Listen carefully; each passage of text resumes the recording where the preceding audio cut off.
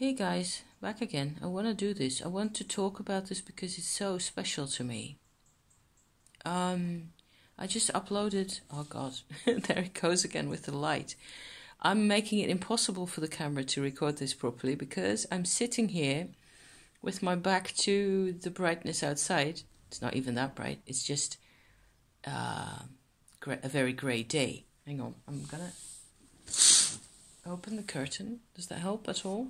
Maybe slightly.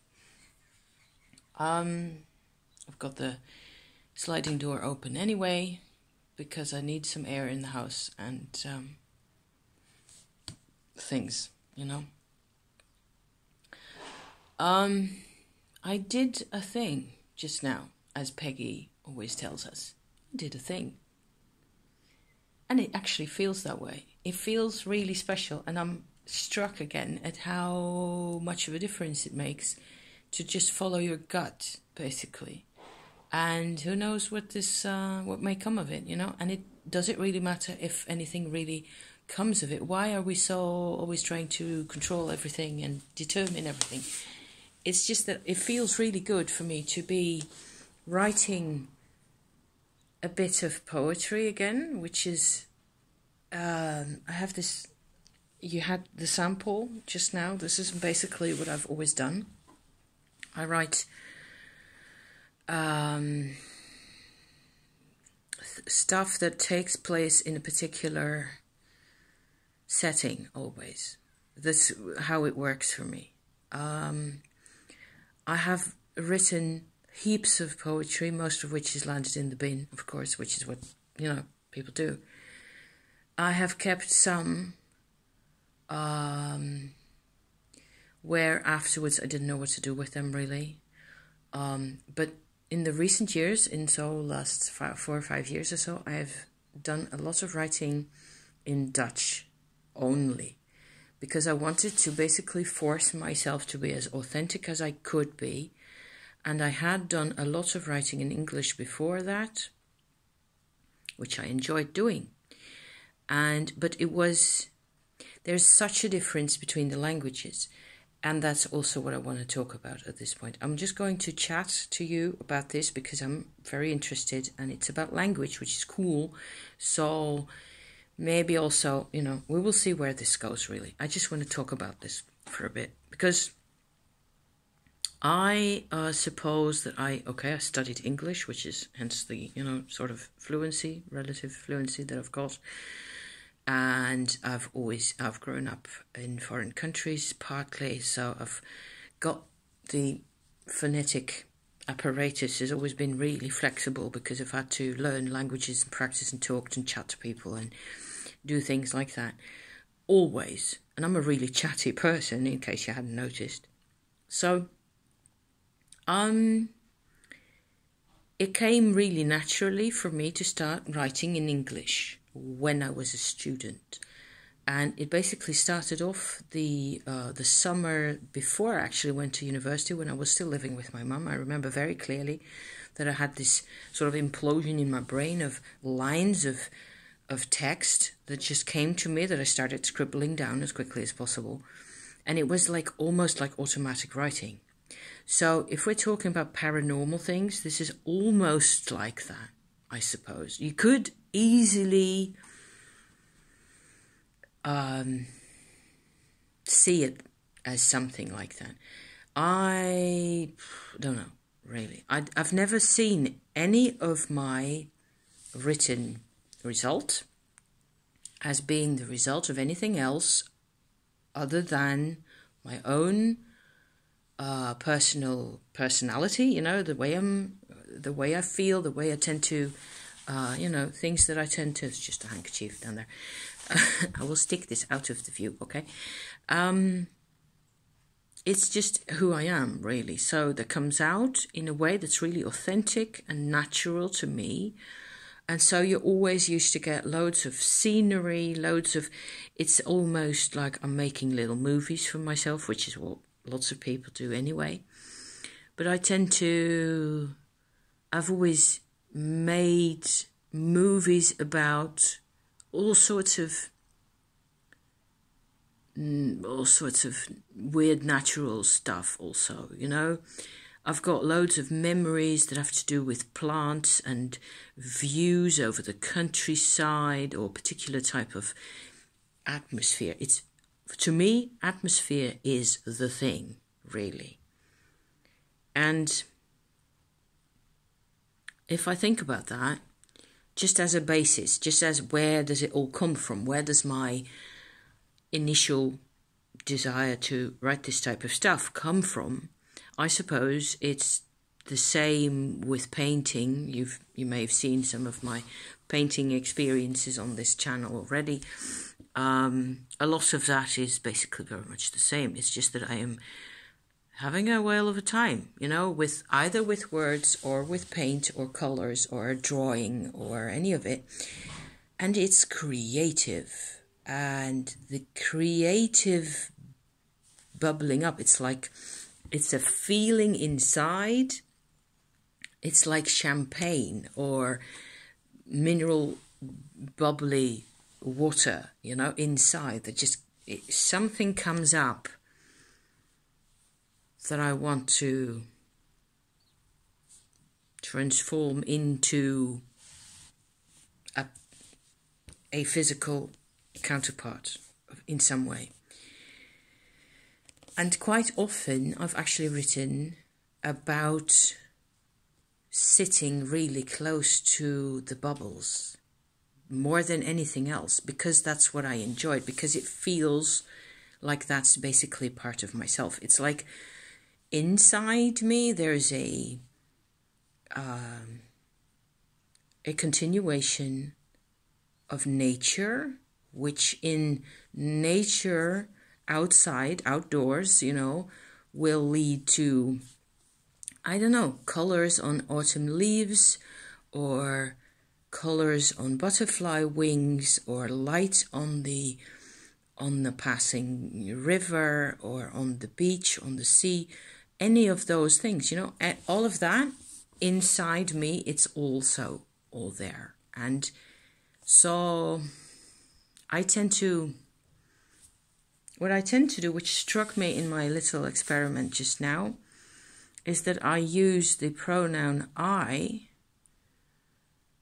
in the Dutch version a few times, and I think I did use it in the English version as well, just as much.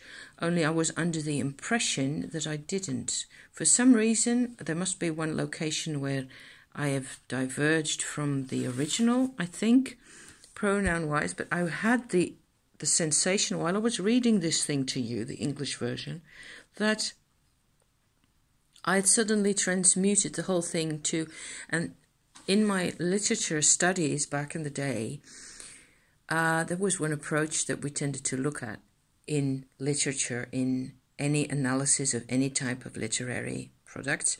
You would look at the actual grammar of things and to see what that actually does to you, what the differences are. So I might even, you know, try and compare these.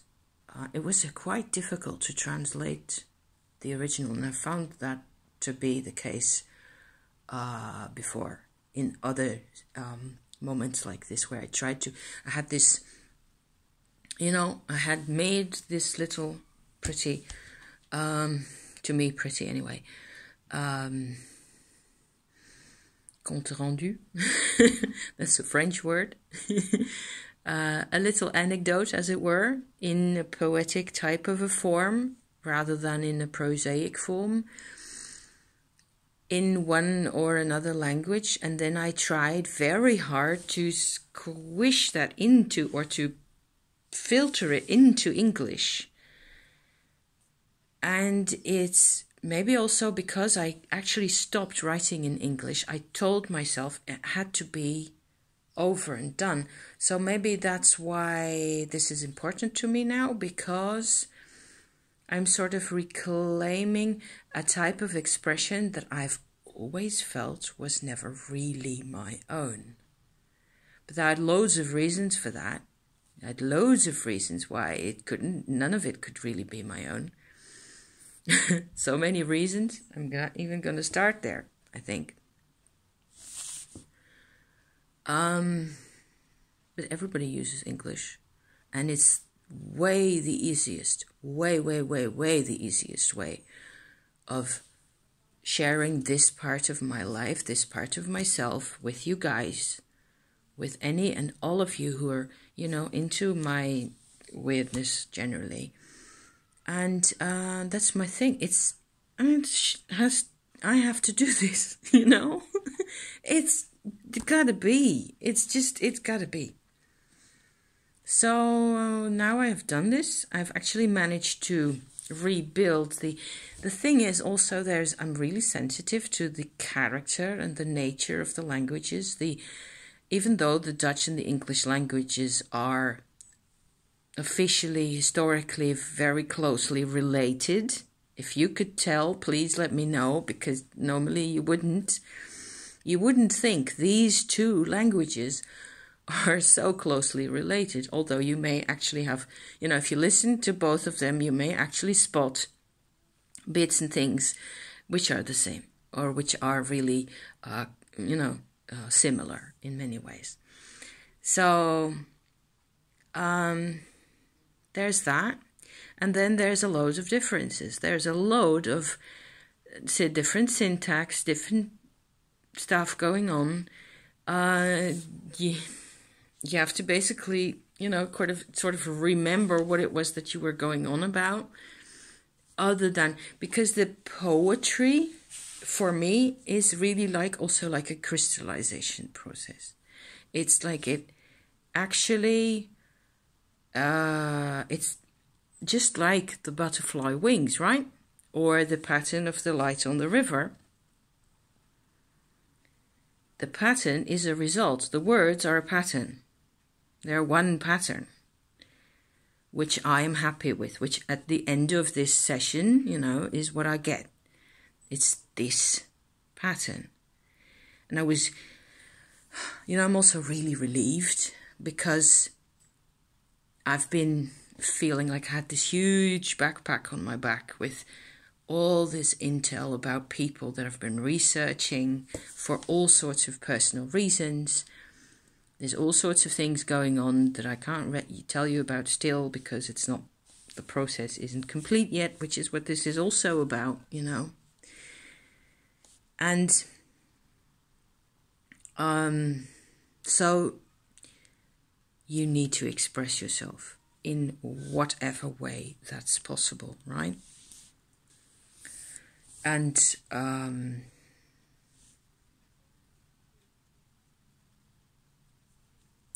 for example, just one tiny example from the grammatical level of things, because I also have loads of school teachers, genes inside me. In Dutch, it is possible to start your poem, your sentence, with the verb, because then the sentence becomes a question. Komt de winter met nog meer medelijden?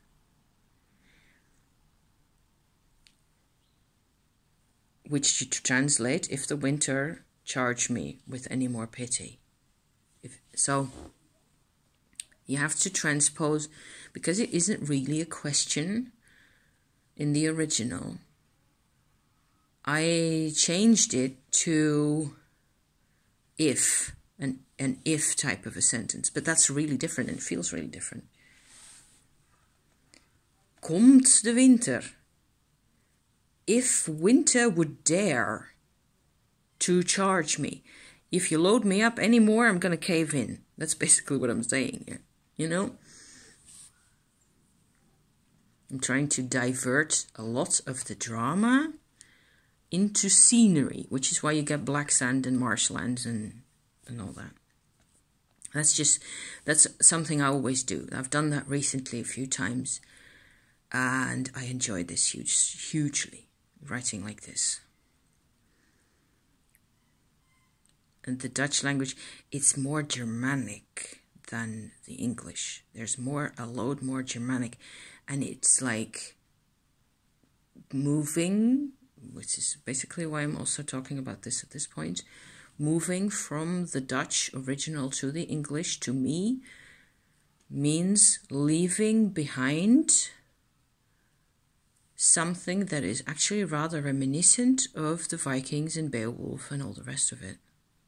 Isn't that weird? The grammar itself, the structure, the way the sentences are made up, basically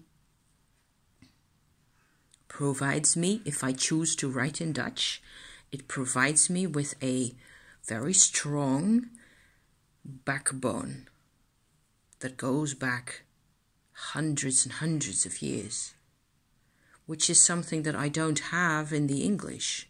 So I don't have it. An English native speaker will have a completely different relationship with their language, obviously. And I hope, I think. But I'm trying to convey, I have to be aware of that if I translate it. So there's translation for you. It's fun. It's loads of fun. The hysterical thing would be to try and translate either of these into French, because that's probably not going to work. And I'm going to move away from the seriousness into crazy land, I think. Because I grew up in France, in part, and I'm fascinated. I'm loving this. I'm having so much fun here. Because in my experience, the French language is actually a completely different animal, if you like. It's like comparing an otter and a dog, either of which could be Dutch and English, to a giraffe. So I'm going to leave this at this before I go and freak you out anymore, okay? Thank you for watching this, and I hope you enjoyed my little literary excursion, whatever that, really means. It's a bit of a slow time, which is a good thing, because after yesterday, it was, I'm done. I'm done with the hard work, basically. So I need to take me some me time, and this is perfect for that. So I will update you as I move along on the course of my literary experiments. Okay? Thank you for watching. See you soon, guys. Bye-bye.